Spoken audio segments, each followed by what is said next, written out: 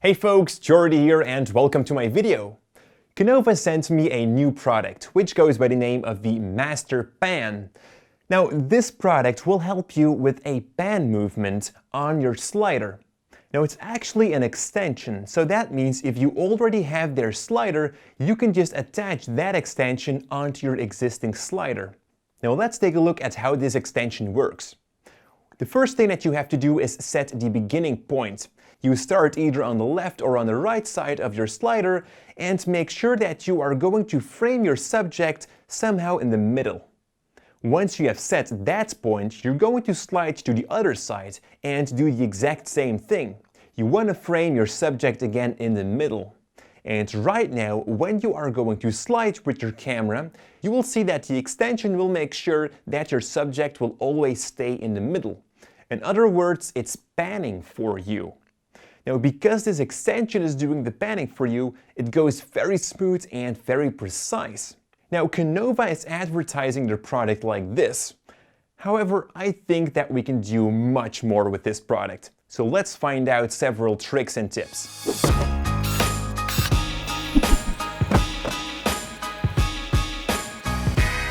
Now, during the small time that I had to test this product, I have found out that it is great to build up tension, like for example in thriller films. And that is because this movement, the panning from this extension, goes so smoothly and so precise.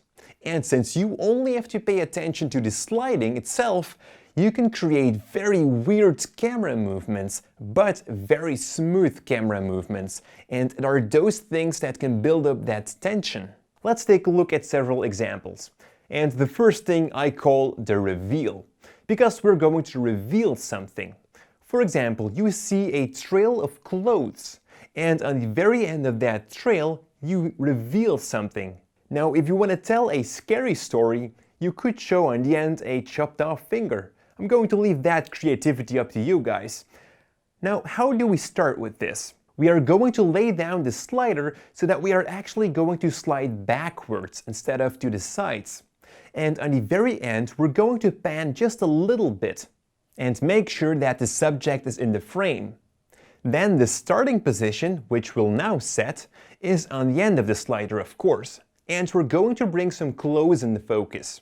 Now, when we are going to slide, you will see in this example that we are following the trail of those clothes, and on the final end, you see a surprise, a revealing actually. On to the next trick, and that trick I call the scary recovery. Now, what we're going to do is we're going to set the slider normally. So that means we're going to set the beginning position the same as the ending position. So right now, when we are going to slide, we're just going to keep the subject in the middle because of the device will pan with it. Now, we're not just going to leave it with this.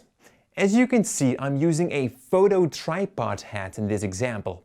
So that means I also have a lateral tilt. While we are now going to slide, we are also going to do a lateral tilt.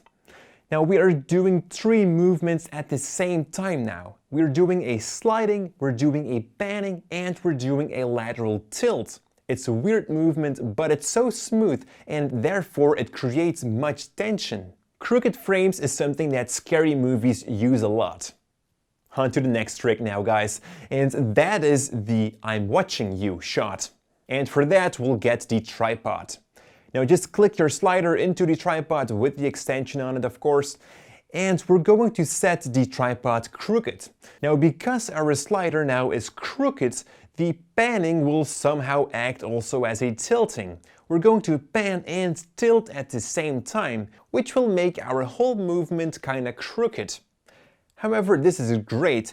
We only have to make sure that the ending position is straight. And in this example, I'm using a table. We are going to focus on one object here. But it's only on the very end that you can also look on the other side of the table. And it's right there where someone is watching you, which is being revealed again. Again, we're building up some tension here. Now, as for in the beginning, we are also going to make sure that we have the subject good in the frame. So that means the subject will always stay pretty well in the frame, but yet we are doing some crazy movement again. Alright folks, enough with all the scary stuff now. I've got one last trick for you which isn't that scary. You know, most cameras these days can all shoot in slow motion.